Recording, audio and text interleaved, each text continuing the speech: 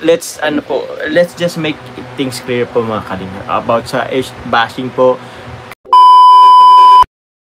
So hello guys, once again, welcome back muli sa ating channel. Ayan, panibagong araw at panibagong reaction video na naman tayo, no? So, unang-una, bago natin simulan ang ating reaction video, siyempre, gusto ko lang magpasalamat sa inyong lahat, sa inyong walang sawang pagsuporta dito sa ating channel. Naku, maraming salamat po sa inyong lahat. At siyempre, sa inyong pagsuporta sa Team Kalingap natin, especially ni Kalingap Rob, sa ating mga keyboys, ni Kalingap Jomar. Napakalaki po ang inyong tulong, no? Kasi kung di dahil sa inyong suporta, hindi nila magagawa yung pagcha-charity, no? So hindi sila makapagbigay tulong sa ating mga kababayan na nangangailangan din ng tulong. Kaya napakalaking factor po talaga yung presensya nyo, yung pagsuporta nyo dito sa ating Team Kalingap. So ngayon, ayan, meron na naman tayong panibagong reaction video. Ito po yung live ni Papa Joms, kung saan nga po may klinaro siya about sa natatanggap na bashing ngayon ni Carla, ni Kalingap David or ni Kalingap Lolo. So meron na namang tao na pilit inuugnay, ginagawan ng issue about si Kalingap David at saka si Carla. So yun po ililinawin ni Kalingap Jomar yan. And pati rin si Kalingap Jomar nagtaka rin kung bakit meron na namang ganitong klaseng issue. Ito sinabi talaga niya na tunay na magkaibigan lang po yung turingan ni Kalingap David at saka ni Carla. So mamaya guys, ipapakita ko po sa inyo ang iilang bahagi ng video doon sa live niya at doon sa paglinaw niya sa issue na yon. So papanoorin po natin yan mamaya. Pero bago tayo magpatuloy, baka bago pa lang po kayo sa ating munting channel or baka napadaan lang po kayo, so huwag kalimutan mag-subscribe, paki-turn on ang notification bell para every time mag-upload po tayo, updated po kayo. At higit sa lahat, huwag kalimutan palaging suportahan ang ama ng Kalingap, si Kuya Bal Santos Matubang, Ate Edna Vlog, Kalingap Rob, at syempre si Jack Matubang. Suportahan po natin ang ating keyboys, Kalingap partners, mga charity vloggers sa Pilipinas. So let's go guys, huwag na nating patagalin pa. So panoorin muna natin ito. Let's just make things clear po mga kalinga about sa bashing po kay Carla at David. Guys, ano po sila, magkuya po ang ano po nila. I mean, kung close man po si David po, close po talaga yan sa mga kasama natin. Let's say mga angels din, panatag rin ang loob nila ang angels kanya. Meron din nagbabash kay Lolo about sa ganito na lang yan guys. Si Carla po, di ba si Carla po is panganay? Siguro po, naghanap lang siya ng kuya figure niya.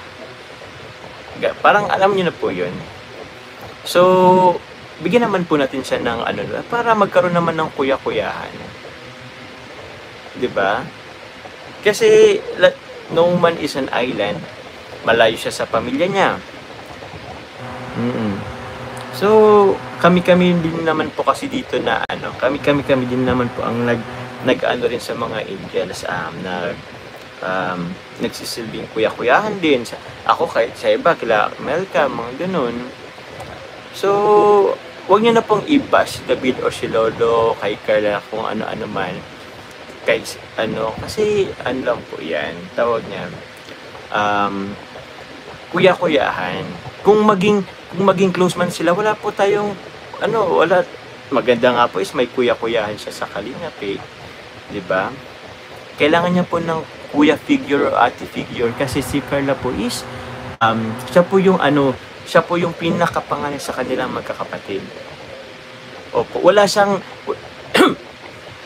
wala siyang ate, wala siyang kuya. So kung magkaroon man siya ng kuya-kuyahan sa Kalingap or ate-atehan sa Kalingap, which is very very good, maunawaan natin yan. Opo, kailangan niya ng kuya figure. Diba? Let's maging open po tayo sa mga lawakan po natin yung pag-isip natin. Opo. Just to make things clear lang po mga Kalingap.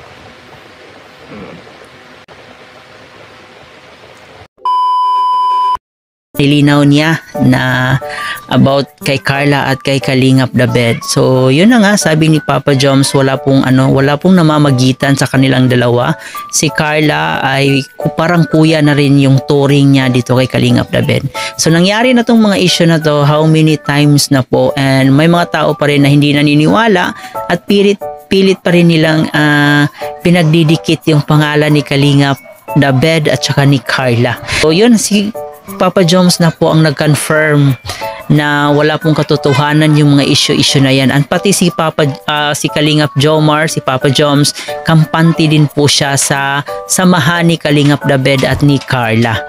Diba? Kitang-kita nyo naman po na sobrang kampante si Papa Joms. Kasi pag may nakikita siya or kung na-instinct niya, kung meron siyang instinct na hindi maganda about sa dalawa, so siya na siguro mismo ang magsasaway nito. Pero sa nakikita niya, wala pong problema ang dalawa. So parang kuya na rin po yung turing ni Carla dito kay Kalingap David. So wala pong dapat ipangamba sa issue na yan. And yun na nga, sinabi rin ni Papa Joms na si Carla, dahil siya yung panganay, kumbaga parang naghahanap siya ng kuya figure, no? Kumbaga siguro kahit panganay siya, gusto rin siguro niya sa isip niya na meron din siyang kuyang kumbaga maaasahan, karamay, kasi minsan talaga kailangan natin ng mga kaibigan, no? And siguro nakita niya po yung attitude ni Kalingap David na parang baby girl yung turing niya kay Carla, kaya nagmatch yung attitude nila. So parang yung dating parang totoong kuya na rin po yung turing ni Carla dito kay Kalingap David. Yun po yung nangyari. Kaya dito na nga po nilinaw ni Kalingap Jomar na wala pong issue talaga sa dalawa, kay Carla at saka kay Kalingap David. At pati rin minsan si Kalingap Lolo na i-issue rin din po dito kay Carla, no? Nauugnay rin po yung pangalan niya dito kay Carla. So napaka-unfair na ibabash natin sila sa mga bagay na alam naman nilang walang katotohanan, di ba?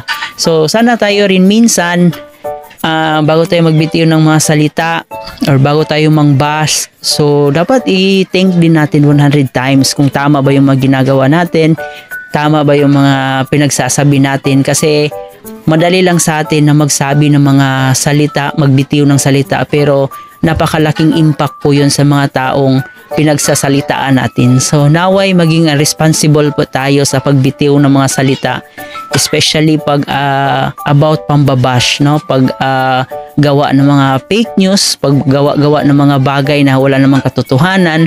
So napakalaking impact po yun sa mga taong ginagawa natin ng issue. Malinaw naman po yung sinabi ni Papa Joms na gusto lang talaga ni Carla na magkaroon ng kuya or kuya-kuyahan. Kasi siya po'y panganay at syempre malayo rin po siya sa kanyang magulang. So kailangan talaga niyang ng karamay, especially na pag hindi ka sanay talaga na malayo ka sa iyong mga magulang. So kailangan mo talaga ng mga kaibigan na maaasahan. At yun po yung nakikita niya dito kay Kalingap David, ni Kalingap Lolo. So yun po yung turing niya po talaga doon sa mga kuya niya, sa mga keyboys na yon, is parang totoong kapatid na po.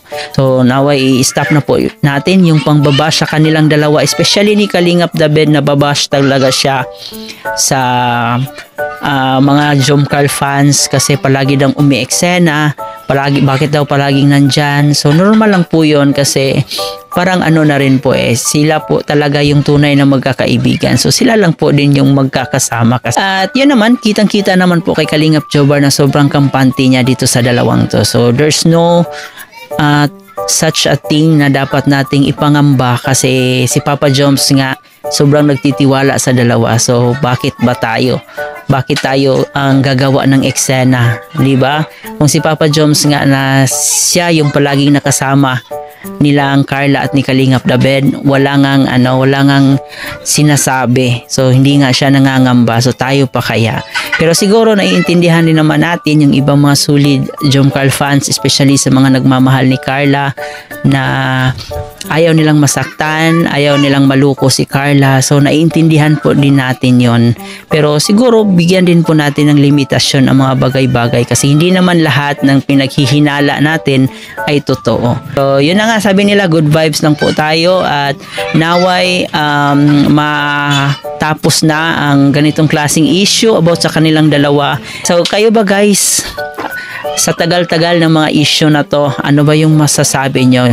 Ano ba yung mga komento nyo about dito kay Kalingap David at kay Carla? So mag-comment po kayo dyan sa ating comment section. Bago natin tapusin, huwag kalimutan mag-like and share, and of course mag-subscribe na rin po kayo. So ito nga po pala si Chloe TV. Marami pong salamat.